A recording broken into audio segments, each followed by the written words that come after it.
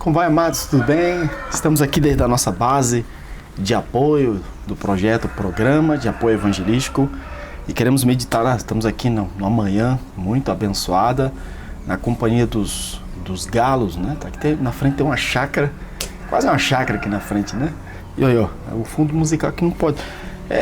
A questão é que não é que eles cantam o dia inteiro, a questão é que você sabe que os galos têm um horário de cantar, o problema é que eu vou gravar bem na hora que eles vão, mas é assim. Gente, vamos aqui abrir nossa Bíblia, é uma benção, eu gosto desse lugar aqui, né? Nós estamos numa base em Santa Cruz, é um pouco na periferia da cidade. Antes a gente morava numa região mais central, que era mais zoada de carro, e a gente veio para uma periferia que é mais tranquilo pra gente, né? Mas o texto que eu quero ler hoje está em Atos, em espanhol chama Hechos, né? Atos dos Apóstolos, Atos capítulo 2, se você quiser você pode ler sua Bíblia, abrir sua Bíblia aí. Atos capítulo 2, versículo, eu vou ler apenas dois versículos apenas, versículo 21 e versículo 22, que diz assim, que dizem, né? E será que todo aquele que invocare el nombre del Señor será salvo. Varones israelitas, oí estas palabras. Jesús Nazareno, varón aprobado por Dios entre vosotros, en maravillas, prodigios, señales que Dios hizo por él en medio de vosotros, como también vosotros sabéis. Vamos ler um pouco mais.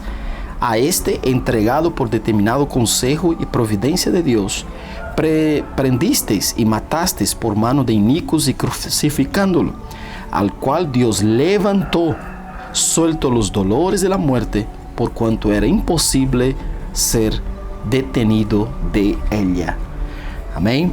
Bom, eu não vou ler todo, a gente sabe que esse texto aqui foi a primeira mensagem, pregação da igreja primitiva. Estava naquele momento do dia do Pentecoste, o Espírito Santo veio e apareceram línguas repartidas como de fogo, e aquilo chamou a atenção das pessoas. As pessoas vieram ali, tanto judeus como prosélitos. Prosélitos eram as pessoas que eram convertidas ao judaísmo, e elas se aproximaram para ver o que zoada é aquela, que barulho era aquele, que negócio era aquele. E quando estava ali, Pedro deu uma palavra àquele povo. E nós encontramos aqui a primeira mensagem inserida em Atos dos Apóstolos, no período já dessa igreja, dada a um povo, vamos dizer assim, a uma questão, falando aqui no contexto de missões, a um grupo que estava inserido num ambiente cultural. Isso me chamou bastante atenção. Eu fiquei pensando, eu falei, Senhor, se Pedro deu essa mensagem a esse povo que praticamente existia, eles tinham uma base cultural religiosa, que era o judaísmo, seja judeus ou aqueles que não eram judeus, dessa cultura judaica, e aqueles que não eram da cultura judaica, mas que eram prosélitos, quer dizer, haviam aprendido aquela cultura religiosa judaica, e foi dada essa mensagem. E qual é a outra mensagem que foi dada? Então eu comecei a fazer uma pesquisa, eu fiz aqui até algumas anotações, eu vou passar aqui para vocês. Olha, Estevão também teve a mensagem, ele também deu você pode ver a pregação de Estevão pregando ali para aqueles que estavam ao redor dele, julgando ele, em Atos capítulo 7, versículo 1 ao versículo 53, nós encontramos a mensagem do apóstolo Pedro, de Estevão. Nós temos aqui outras mensagens de Pedro. O apóstolo Pedro, nós temos a mensagem no capítulo 3, que é do versículo 1 ao versículo 26, é uma outra mensagem também. E tem uma outra palavra, uma outra mensagem que o apóstolo Pedro dá, que é do versículo do capítulo 10, versículo 34 em diante. Nós temos também em Atos dos Apóstolos 6 mensagens do apóstolo Paulo. O apóstolo Paulo, né, andando aí. E o interessante é que o apóstolo Paulo, ele já traz essa mensagem, mais um contexto fora do ambiente, que era a minha maior dúvida. Qual a mensagem fora do ambiente cultural judaico? Porque você sabe, amado, que a igreja, que trazendo um pouco no contexto, a igreja cristã, ela passou cerca de 10 anos só dentro do ambiente judaico.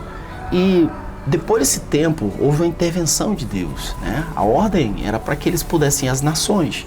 E algo que eu quero também dizer aqui, quando a Bíblia fala de nação, não está falando dessas nações como nós temos hoje, nação da Bolívia, nação do Brasil, nação do Peru, né? Porque o conceito hoje, esse conceito de nação que nós temos agora, ele nasceu mais ou menos no século XVI, tá?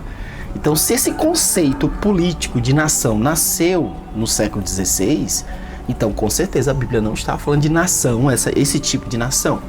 Se você vai ver, se nós vamos ver, a palavra de Deus fala, tem muita Bíblia e fala sobre gentios, né? Então faz só esse negócio. Não, nação que está falando aqui é os judeus, mas a palavra fala ali é etnos.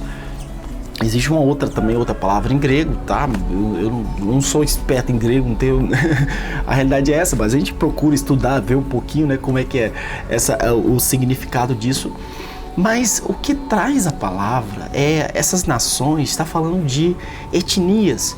E a ordem do Senhor era para que eles pudessem ir a outros povos, as outras etnias. Pessoas que tinham outras culturas, que não era a cultura judaica. Pessoas que tinham outras culturas, que falavam outras línguas, que não falavam o hebreu, tá? O hebreu, o aramaico. Então era necessário que a igreja ela pudesse se armar desse pensamento e se munir, se preparar para isso. Mas não aconteceu. A igreja se acomodou em Jerusalém, não quiseram sair de Jerusalém, não quiseram sair do seu ambiente cultural. E eles ficaram ali. Houve uma intervenção. Deus dá uma revelação ao apóstolo Pedro para que o apóstolo Pedro pudesse ir na casa de Cornélio. E a gente encontra, se eu não me engano, em Atos capítulo 11, né, que Pedro teve que voltar para a igreja e dar explicação por que levou a palavra a uma pessoa que não era daquele ciclo cultural judaico. Isso é muito interessante, né? Então, qual é a mensagem? A minha dúvida aqui era o seguinte: quando eles começaram a pregar em Jerusalém aos judeus, qual eram os pontos de mensagem que eles tinham?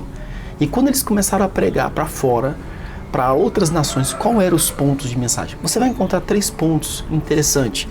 O primeiro ponto é que eles sempre anunciavam Cristo como o Messias e como Salvador. Esse era o primeiro ponto. Se você vier as pregações de Pedro, as pregações de Estevão, a pregação de Estevão, as pregações do apóstolo Paulo, deixa eu ler aqui os versículos aqui, se você quiser anotar, né? Paulo, a pregação de Paulo, Atos capítulo 13, do versículo 16 em diante, Atos capítulo 17, Atos 17, versículo 22 em diante, Atos capítulo 20, versículo 18 em diante, Atos capítulo 21, versículo 1 em diante, Atos capítulo 24, versículo 10 em diante, e Atos capítulo 26, versículo 1 em diante, até o versículo 29, né? Então, primeira coisa que eles pregavam, era o foco principal, anunciar Cristo como Messias. O outro foco muito importante, mostrar que esse Messias, que era Senhor, que é Salvador, ele morreu e ele ressuscitou. Isso aqui era muito importante, tá? Ele morreu e ele ressuscitou. Primeiro, anunciar que ele era Messias, morreu e ressuscitou. E o outro ponto muito importante que não faltava nessas mensagens era o arrependimento. E o arrependimento, hoje a gente bagunça muito. Eu não vou aqui, senão vai estender muito nossa mensagem, né? A gente quer fazer um vídeo aí de 5 minutos, 6 no máximo. Mas o arrependimento era a mudança de mentalidade. Todo mundo tem uma mentalidade moldada, formada de algo. E eles deveriam mudar a sua mentalidade mediante o conhecimento de uma verdade apresentada. Qual é a verdade? A verdade da palavra. A verdade daquilo que eles estavam trazendo, daquilo que eles receberam do próprio Messias e que eles eram testemunhas e que eles estavam trazendo essa palavra, essa verdade. Hoje essa verdade chega até nós através da mensagem do Evangelho, através do Espírito Santo. Nós hoje também somos testemunhas de Cristo Jesus e nós devemos anunciar da mesma forma. Essa deve ser a base da nossa pregação. Cristo, que é o nosso Salvador, Senhor e Messias, aquele que ressuscitou. Ele não é qualquer profeta, ele não é um bom homem. As religiões pregam muito isso aí, nas outras religiões, né? Um bom homem, um profeta. E as pessoas devem vir ao Senhor pelo arrependimento, pela mudança dessa mentalidade. Amém? Então, seja no Brasil, seja aqui na Bolívia, seja qualquer parte do mundo, assim como foi para os discípulos, essa base da mensagem, também para nós, essa deve ser a base da mensagem que devemos levar ao mundo.